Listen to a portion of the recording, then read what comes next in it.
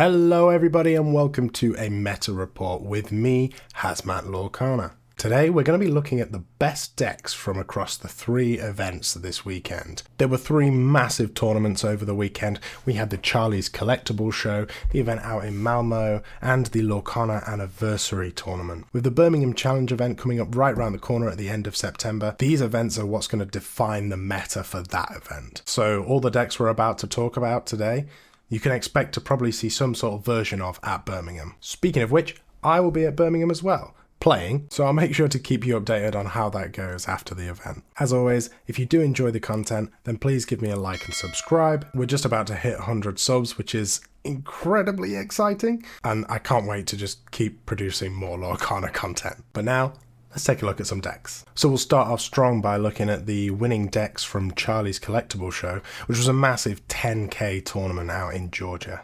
And here we have the winning deck. It is of course SteelSong by none other than Brendan DeCanio, who is a very well-known and talented player in the Lorcana community. Looks like he's running more of a classic SteelSong here. It's interesting to see he's gone with lanterns in this deck. This just should allow him to flood all his characters out after playing the whole new world. He's also opted for 3 copies of Cinderella Stouthearted, or as I like to call her, Big Cindy. And I really like Big Cindy. I think the Resist 2 is fantastic into the mirror. I think the option to be able to attack readied characters whenever you sing a song is really useful and allows you to hit some characters who are usually tricky to get at, say Prince John's or Cogsworth, anything with Ward really. But ultimately, she's a big body that quests for 3. She does die to World's Greatest Criminal Minds, which I know a few SteelSong decks are running, so that's one to be aware of, but outside of that, I think she's a really strong pick. Given that you're basically going to be looking for a baby Cindy, the 1-drop Cinderella, in your starting hand, she's a fantastic shift option. Outside of that, it's a fairly standard SteelSong deck to what we're seeing elsewhere at the moment. Plenty of aggressive plays in things such as Smee and Piglet, and plenty of singers to both sing and look for your songs in cards such as Ariel, Spectacular Singer, which we know are just incredible at digging through your deck to find those songs. One thing that is actually quite interesting is Brendan's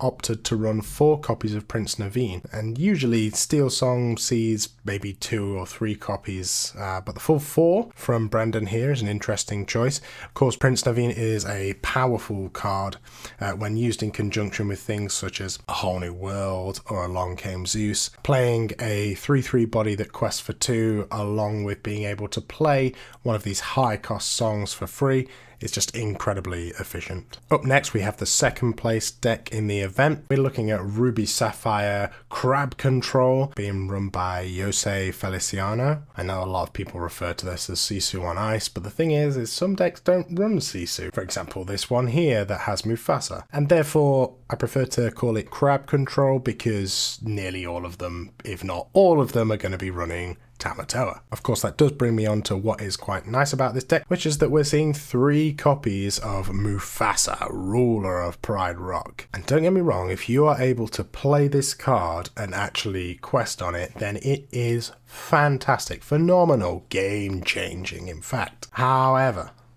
my only gripe with this card is that if it gets bounced back on the turn that you play it after you've already picked up your 2 ink, it is horrendous. It's a very nasty feeling. This deck's also running 3 copies of Scar, the Vicious Cheetah. This card is incredibly efficient at just clearing up aggressive boards, which when you're coming up against so much SteelSong, could be really important. What I have been noticing about these red-blue decks is that How Far I'll Go is falling out of favour, which is a shame. I do really like that card, but it's just hard to justify the spot for it now. There's so many good cards to put in, and with things like Visions of the Future, which is something that will help you dig through your deck and find that card that could turn the tide in the game, yeah, it's just a better option than the uninkable 4-cost song. So now we move on to the Malmo Game Week decks.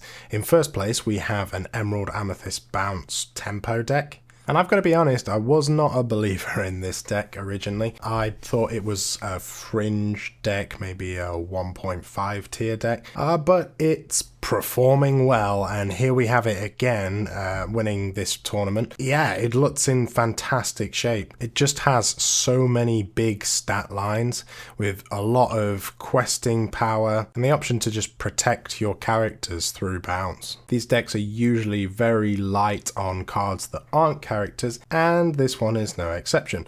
With 3 locations, a split of Queen's Castle and the Library for that extra card draw and passive lore gain. And of course, Friends from the Other Side, which, as we all know, is pretty much a staple in Amethyst decks at this point. But on top of that, we also have an Emerald Chromacon sneaking in, which I really like this item. Being able to bounce either your own or your opponent's characters back to hand whenever one of your characters is banished is actually just extremely useful for a number of scenarios. In this deck, for example, there are so many good targets to bounce back to your own hand, but it also helps slow down your opponent's gameplay, and as I was talking about earlier, things like bouncing the 8-drop Mufasa from Sapphire back to your opponent's hand after they've played it is absolutely brutal. I really also like the inclusion of Ursula, the Sea Witch Queen. You're coming up against SteelSong, and to be honest, if you can shift this out on top of the 2-drop Ursula, then it's pretty phenomenal. It allows you to control the board by exerting their characters, allowing you to challenge in with your well-statted characters, and it just stops them from singing so they don't get that ink advantage. You know, they're going to have to hard cast their songs if they want to deal with this Ursula. And the deck that Green Purple had to face off against was an Amber Emerald Characters deck, is the best way I'm going to describe this. This is a very interesting and spicy deck.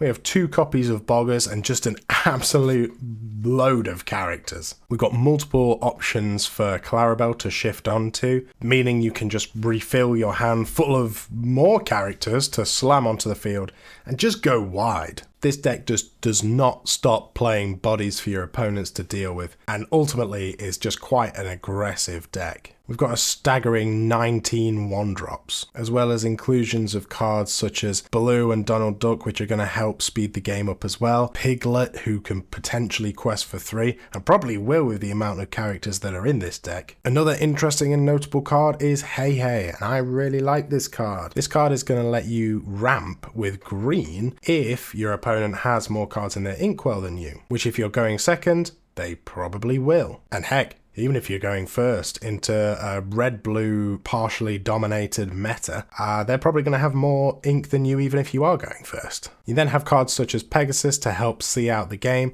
and of course Chernabog with that extra huge body on him. I really like the idea of this deck, and I like that you can just keep refilling your hand with Clarabelle, and it's just going to give you so many new characters to slam down every turn. And even if they do go in your discard, Chernabog's going to be able to get them back anyway. The likelihood of you being able to play Chernabog for free at some point in this game is pretty high. Lastly, we're looking at the top 2 decks from the Lorcana Anniversary 2024, and by goodness do we have a doozy for number 1. In first place, piloted by Mika, we have a deck that's being dubbed John's Items. That's because this deck revolves around playing, yes, Prince John, and then being able to play items for free that can be just used in a number of situations. And these are just items that you don't usually see. Poisoned Apple, the Plank, Sword of Truth, all of which can be used to banish different character types. And so whilst all may be situational if you were to draw them, when you're able to freely select them from your discard, they become very useful indeed. The deck also has a lot of your classic red-blue control elements to it,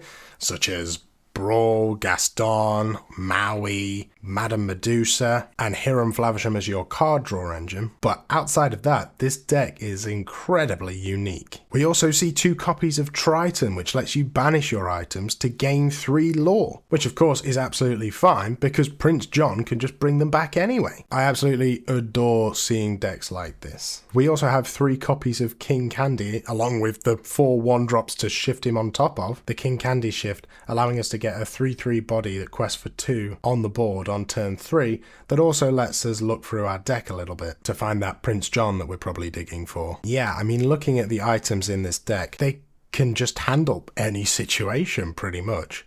It's a really exciting deck by Mika, and I can't wait to see it in other places. Facing off against Mika in the final was Christian on a very classic red-blue deck. There's not too much to shout about with this deck in terms of how it differs from other red-blue decks. It's got a couple of Cuscos in there for the mirror match where it can put an item into your opponent's inkwell. This is fantastic for getting rid of lucky dimes and taking them out of Tamatoa's reach. And it only runs 2 copies of Be Prepared. I personally prefer the 3, but I've seen quite a few versions of Red Blue running only 2, so I just find it a lot harder to find when there's only 2, and it is an extremely useful card in so many scenarios. So now that we've had a look at the top decks over the weekend, let's have a look at the breakdown of the top 16 in terms of the decks and their archetypes for the entire weekend. As you can well imagine, our top 2 are SteelSong and Crab Control, that's red-blue. These 2 are heavily dominating the meta still at the moment. With Ruby Amethyst not trailing far behind, they always find a way. And I think